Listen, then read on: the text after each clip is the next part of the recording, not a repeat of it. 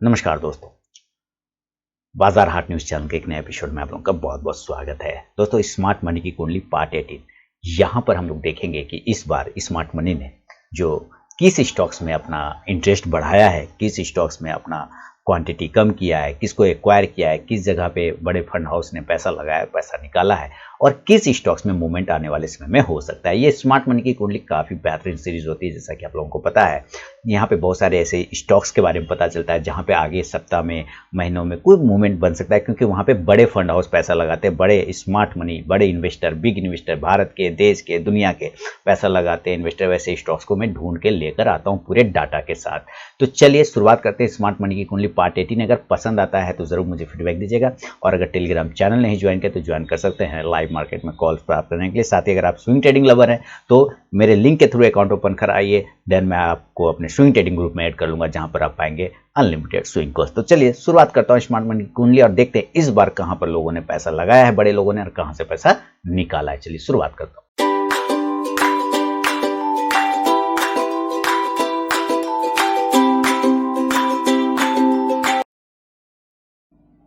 तो दोस्तों, सबसे पहले आप देखिए कि Antara India evergreen fund limited ने एक्वायर किया है पैसा लो डिजिटल।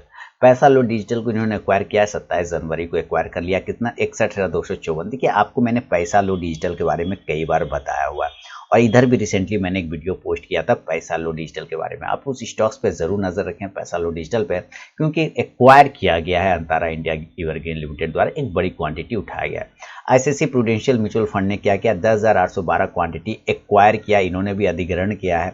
रोलेक्स रिंग्स, देखिए रोलेक्स रिंग्स बहुत ही बेहतरीन कंपनी है रोलेक्स रिंग्स, और इसका पिछले ईयर इसका आया था आईपीओ, और जबरदस्त कंपनी है रोलेक्स रिंग्स। कितनी क्वांटिटी को एक्वायर किया गया? तो यहाँ पे आप देखिए 10,812 क्वांटिटी, बहुत बढ़िया। थोड़ा नीचे थोड़ा और भी अगर डेटा को हम लोग समझने की कोशिश करें तो दो स्टॉक तो आपको पता चल गया। लोटस ग्लोबल इन्वेस्टमेंट ने किरी इंडस्ट्रीज पर अब बाय किया, सेल इसका डेटा भी नहीं मिल पाया, लेकिन एसबीआई म्यूचुअल फंड पर आपको ध्यान देना होगा। एसबीआई म्यूचुअल फंड बड़ा फंड हाउस है, 1,78,238 क्वांटिटी वी गार्ड इंडस्ट्रीज को एक्वायर किया। देखिए ध्यान दीजिएगा, ये एक्वायरेशन चल रहा है वी गार्ड इंडस्ट्रीज। वी गार्ड इंडस्ट्रीज तो सारे लोग परिचित हैं, इलेक्ट्रिकल और इलेक्ट्रिक इक्विपमेंट बनाती है V Guard, electric home appliances बनाती है वी गार्ड इंडस्ट्रीज। तो वी गार्ड, मैं भी अपने घर में जो रूम हीटर वगैरह यूज़ करता हूँ वी गार्ड के ही यूज़ करता हूँ, फैन जो यूज़ करता हूँ वी गार्ड के ही यूज़ करता हूँ, क्योंकि ब्रांड है इसका मुझे बहुत ही संतुष्टि प्रदान करता है। मेरे दो ब्रांड फेमस है, अच्छे लगते हैं मुझे, एक हैवल्स अच्छा लगता है और एक मुझे वी गार्ड अच्छा लगता है। अगर हैवल्स नहीं मिला कोई प्रोडक्ट तो मैं वी गार्ड लेता हूँ, वी गार्ड नहीं मिला तो हैवल्स लेता हूँ। इसके अलावा मैं कोई दूसरा कंपनी को जल्दी लेता भी नहीं। तो वी गार्ड यहाँ पे देख के मुझे अच्छा भी लगा कि चलो 1,78,238 क्वांटिटी यहाँ पर खरीदा गया एसबीआई म्यूचुअल फंड ने। एसबीआई ग्रुप ने क्या किया है? वीवी मेड को सोल्ड कर दिया है। कितना? 20,14,290 क्वांटिटी, सैकड़ा हजार, 10,000, लाख, 10 लाख, 20,14,290 क्वांटिटी बेच दिया है वीवी मेड लैब्स लिमिटेड को, और इसके जगह पे एक्वायर कर लिया है वी गार्ड इंडस्ट्रीज को। तो ध्यान दीजिएगा वी गार्ड इंडस्ट्रीज पर और वीवी मेड पर भी। आईसीआईसीआई ने क्या किया? देखिए आईसीआईसीआई ने रोलेक्स रिंग को खरीदा हुआ है, ये तो आपको पता ही है ना।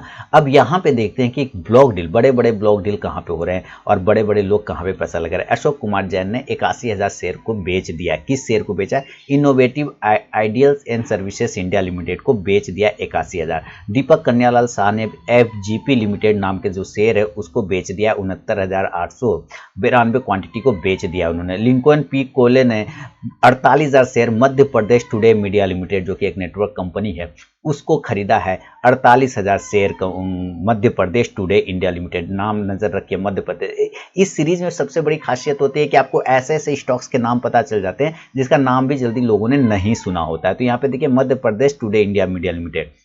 इसके अलावा आप शरद कन्यालाल शाह के तरफ देखते हैं तो 69,892 क्वांटिटी एफजीपी को बेच दिया है। अब एडवर्टिट फाइनेंस सर्विसेज प्राइवेट लिमिटेड ने क्या किया? ये देखिए ये इंट्राडे में करता है एक्चुअली, है ना। ये जितने क्वांटिटी खरीदता है उतने क्वांटिटी ये कहीं ना कहीं बेच देता है। जैसे कि आप देखिए इन्वेंचर को 15,99,499 क्वांटिटी बेच दिया, उसके जगह पे खरीद लिया 15 करोड़, है ना, 1,51,63,700, 1 करोड़ 51 लग गया, 1,50,99,000। तो उतना क्वांटिटी खरीदा, उतना क्वांटिटी बेच दिया। तो ये इंट्राडे में करता है। विकास एयरकोटेक में भी देखेंगे आप तो इंट्राडे में करके उतना ही क्वांटिटी कहीं ना कहीं पे निकाल दिया गया है। तो इस इसको ज़्यादा ध्यान नहीं देना। लेकिन कुछ ऐसे स्टॉक्स भी इसमें होते हैं जिसमें खरीदता है और बेचता नहीं, उसको होल्ड करके लेके चला जाता है। तो आपको वैसे स्टॉक को ढूंढ के रखना है। आपको यहाँ पे वैसे स्टॉक्स नहीं मिलेंगे, लगभग लगभग निपटा दिया। इन्वेंचर को बेचा, खरीदा, विकास को खरीदा, बेचा, उसके बाद विकास को खरीद लिया, टाइम स्कैन को खरीदा, टाइम स्कैन को यहाँ बेच दिया, इन्वेंचर को फिर बेचा, फिर इन्वेंचर को खरीदा, है ना। तो यहाँ पे इसने इंट्राडे में निपटा लिया यहाँ चीज़ को।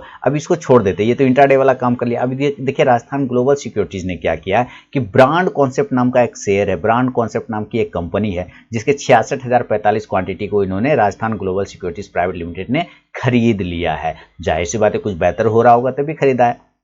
VSL सिक्योरिटीज प्राइवेट लिमिटेड ने क्या किया, मेडिको इंटरकॉन्टिनेंटल लिमिटेड के 38,354 शेयर को खरीद लिया है। तो आपको यहाँ पे भी नजर रखना है। आपको मैं दिखाऊंगा कि कैसे बड़े कंपनी ने क्या किया, आपको आगे जाके पता चलेगा। यहाँ पे देखिए SBI ग्रुप ने बेच दिया है बीबी मेडलैब को 4,29,108 क्वांटिटी को। अब अमित गुप्ता ने 1% से नीचे अपनी हिस्सेदारी कर लिया है स्वागतम ट्रेडिंग एंड सर्विसेज में। उन्होंने कुछ हिस्सेदारी बेचा, 1% से नीचे ले आया।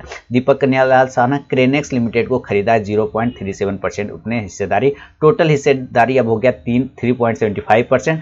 टोटल 44,08,000 यानी लगभग 45 लाख का हिस्सेदारी इन्होंने बना लिया। और अजल लिमिटेड में 1% से नीचे अपना हिस्सेदारी कर लिया। पंकज पॉलीमर में भी इन्होंने 1% से नीचे अपनी हिस्सेदारी कर लिया और हिस्सेदारी बढ़ा लिया क्रेनेक्स में जाके। तो आपको क्रेनेक्स पर जरूर नजर रखना चाहिए मेरे ख्याल से।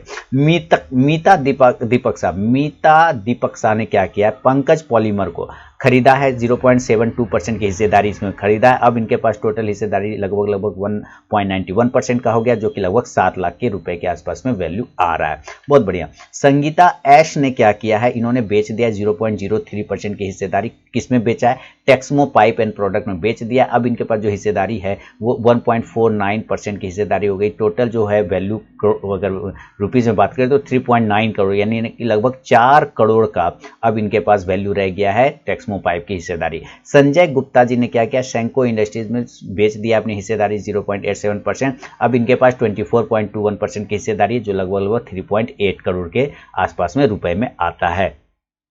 शरद कन्यालाल शाह एंड एसोसिएट ने क्रेनेक्स को खरीदा, जो कि मैंने आपको बताया, ये पहले भी बता दिया। आदि फाइनेंशियल एडवाइजर ने अब 1% से नीचे अपने हिस्सेदारी कर लिया आइनॉक्स विंड में। तो नजर रखेंगे आप आइनॉक्स विंड में। अकासिया कंजर्वेशन फंड लिमिटेड ने क्या किया, 1% की हिस्सेदारी BSE में कम कर लिया। BSE को थोड़ा सा इन्होंने बेचा है, या आप ये कह सकते हैं कि प्रॉफिट बुक कर लिया, इसलिए अपनी हिस्सेदारी को घटा दिया है BSE से। हालांकि BSE एक बेहतरीन स्टॉक्स है और आपको पता है सारे स्टॉक वहीं पे जाके लिस्ट होते हैं। अल्बुला इन्वेस्टमेंट फंड लिमिटेड ने भी अडानी टोटल गैस को बेच के 1% से कम हिस्सेदारी उसमें कर लिया है। अल्टरनेट इन्वेस्टमेंट फंड्स ने डालमिया भारत शुगर एनर्जी को बेचा है, 1% से नीचे की हिस्सेदारी किया है। इसके अलावा अल्टरनेट इन्वेस्टमेंट फंड ने क्या किया, डालमिया भारत में 1% के नीचे हिस्सेदारी कर लिया है बेच के, बहुत बढ़िया है। वरुण इमर्जिंग मार्केट फंड ने भी अपना हिस्सेदारी घटाया, 0.07% को बेच दिया। इडलवाइज फाइनेंशियल सर्विसेज नाम के स्टॉक को बेच दिया। अब इनकी हिस्सेदारी 4% के आसपास में आ गया, लगभग 260 करोड़ की हिस्सेदारी आ रही है। Bennett and Colman and company limited ने क्या किया, 1% से नीचे अपनी हिस्सेदारी कर लिया। हिमालय फूड इंटरनेशनल लिमिटेड में घटा दिया, यानी कि बेच दिया थोड़ा। Birla Sun Life Trustee Company Private Limited ने क्या किया, 1% से नीचे कर लिया है जस्ट डायल में। देखिए जस्ट डायल को बिरला सन लाइफ ने अपना हिस्सेदारी घटाया, 1% से नीचे लाया। अभी आपको ध्यान रखना है, एक और मैं आपको बताने वाला हूं। इलारा इंडिया अपॉर्चुनिटी फंड ने 0.35% को अडानी टोटल गैस को बेच दिया है। अब इसकी हिस्सेदारी 1.93 हो गया है और इस टोटल वैल्यू अगर देखा जाए तो 3,884 करोड़ का वैल्यू अब भी इनके पास बचा हुआ है। इसके अलावा हम लोग यूरो पैसिफिक ग्रोथ फंड को देखते हैं तो भारतीय एयरटेल को इन्होंने 0.04% की हिस्सेदारी बढ़ाया है। टोटल हिस्सेदारी 2% से ज्यादा की हो चुकी है, 8,458 करोड़ के वैल्यू में। इसके जगह पे रिलायंस को बेचा है 0.13%। अब इसके पास हिस्सेदारी जो है 2.3% की हिस्सेदारी है, जो कि लगभग 35,270 करोड़ का वैल्यू आता है। गवर्नमेंट ऑफ सिंगापुर ने क्या किया कि इन्होंने भारतीय एयरटेल को बेच दिया 0.02% और सोल्ड कर दिया 0.07% रिलायंस इंडस्ट्रीज को, यानी कि सिंगापुर गवर्नमेंट ने इस दोनों ही कंपनी को बेचा है, अपनी हिस्सेदारी कम किया है।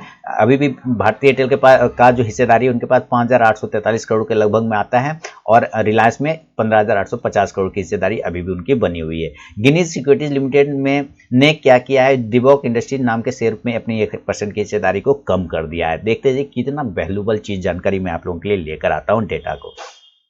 आईसीआईसीआई प्रूडेंशियल लाइफ इंश्योरेंस ने क्या किया, 1% से हिस्सेदारी कर लिया है, अब उस पर हिस्सेदारी खरीद लिया है ज़्यादा भारतीय एयरटेल में। भारतीय एयरटेल में आईसीसी प्रू ने अपना हिस्सेदारी बढ़ाया है, अब इसका हिस्सेदारी हो गया 1.02%, लगभग 4,300 करोड़ का value. India max investment fund ने मिडकॉन कंसल्टेशन एंड इंजीनियरिंग सर्विसेज को 1% से नीचे अपना हिस्सेदारी ले आया। लोटस ग्लोबल इन्वेस्टमेंट लिमिटेड ने डीसीडब्ल्यू को खरीदा है। ध्यान दीजिएगा, डीसीडब्ल्यू बहुत ही जबरदस्त 0.04% में अपनी हिस्सेदारी को इसने बढ़ा के अब टोटल हिस्सेदारी 2.1% कर लिया। वैल्यू में देखें तो लगभग 25 करोड़ के आसपास का वैल्यू में आता है इनका हिस्सेदारी डीसीडब्ल्यू में। अब आगे बढ़ते हैं। एलटीएस इन्वेस्टमेंट फंड लिमिटेड ने अडानी टोटल गैस को बेच दिया है, अब इनके पास हिस्सेदारी है 1.80%, टोटल 3,630 करोड़ का वैल्यू अब इनके पास बचा हुआ है। सोल्ड किया है 0.01% की हिस्सेदारी। नालंदा इंडिया फंड ने 1% से नीचे जसडाल में अपनी हिस्सेदारी कर लिया है। नेशनल इंश्योरेंस कंपनी ने क्या किया, 0.09% Shri Ram piston and ring को बेच दिया है। टोटल हिस्सेदारी अब इनके पास 6.29% की आती है, जो वैल्यू की बात करे तो 112 करोड़ के आसपास का वैल्यू आ रहा है। Rajasthan global securities private Limited ने जसडाल को नीचे कर दिया, 1% से नीचे हिस्सेदारी कर लिया। और एसबीआई म्यूचुअल फंड ने रिलायंस इंडस्ट्री में अपनी हिस्सेदारी बढ़ा दिया 0.07%। अब इनके पास 1.58% का वैल्यू शेयर है, जिसका वैल्यू में अगर रुपए में बात करें तो 24,268 करोड़ का वैल्यू आता है और परसेंटेज में 1.58 का परसेंटेज। श्रीराम क्रेडिट कंपनी ने अविवा इंडस्ट्रीज में बेच के अपनी हिस्सेदारी कम किया, 1% से नीचे लाया। मोहनीश पावराई ने 0.17% बेच दिया एडलवाइस फाइनेंशियल सर्विसेज को, अब इनके पास 6.43% की हिस्सेदारी बची है और रुपए में बात करें तो 418 करोड़ की हिस्सेदारी बची है। सुनील सिंघानिया साहब यानी अबाकस फंड ने क्या किया है, राजश्री पॉलीपैक में को बेच दिया, अपनी हिस्सेदारी कम कर लिया, अब इनके पास हिस्सेदारी 7.72% है, लगभग 19 करोड़ की। एसबीआई ने इंडियन ट्रेंड फैशन को बेचा है 1.110% हिस्सेदारी, अब इनके पास टोटल हिस्सेदारी 3.65% का आ रहा है और लगभग 9 करोड़ का वैल्यू भी है। और रिलायंस को खरीदा है इनके पास, जो कि मैंने पहले ही आपको बता दिया, 24 करोड़ के आसपास का वैल्यू अभी भी इनके पास है। आईसीसी ने भारतीय एयरटेल को लिया, बिरला ने जसडाल को 1% से नीचे कर दिया। आईडीएफसी ग्रुप ने व्हील्स इंडिया में 0.07% की हिस्सेदारी बढ़ा दिया है दोस्तों। टोटल अब हिस्सेदारी इनके पास 7.04% की हो चुकी है, लगभग 121 करोड़ का। और आप देखिए कि रिलायंस ने क्या किया है, यहाँ पे आपको समझना होगा रिलायंस ने क्या किया। रिलायंस ने अपनी हिस्सेदारी किसमें बढ़ा दिया है, आप देखिए रिलायंस ने अपनी हिस्सेदारी जसडाल में 25.99% की हिस्सेदारी खरीद ली है। अब इनके पास टोटल हिस्सेदारी हो गया 66.97, आप टोटल ले सकते हैं 67% की हिस्सेदारी। अब रिलायंस पूरी तरह से मालिक बन चुका है किसका, जसडाल का, लगभग 5,000 करोड़ का हिस्सेदारी खरीद के लगभग देखिए 67% की हिस्सेदारी खरीद लिया और अपनी ही कंपनी रिलायंस इंडस्ट्री में अपनी हिस्सेदारी 3.68% को बेच दिया है। अभी इनके पास जो हिस्सेदारी 7.33% है, लगभग 1,12,411 करोड़ की। तो रिलायंस को थोड़ा सा बेच के जसडाल को पूरी हिस्सेदारी खरीद लिया है रिलायंस ने। तो ये बड़ा दाव खेला है रिलायंस ने। तो उम्मीद है दोस्तों ये जो स्मार्ट मनी की कुंडली, ये जो सीरीज मैं आप लोगों के लिए लेकर आता हूं, इससे आपको काफी फायदा होता हो। तो इस फायदा को लाभ उठाने के लिए चैनल को सब्सक्राइब करके रखिए। मैं हर सप्ताह आप लोगों के लिए इस तरह के स्टॉक्स और इस तरह की जानकारी लेकर आता हूं, स्मार्ट मनी की कुंडली, जहां पे आपको बेहतरीन इन्वेस्टमेंट की जानकारी मिलती है। उम्मीद करता हूं पसंद आएगा, पसंद आया तो मुझे फीडबैक जरूर दीजिए, आपके फीडबैक का इंतजार रहेगा। मिलूंगा नेक्स्ट वीडियो में, तब तक के लिए बहुत बहुत धन्यवाद।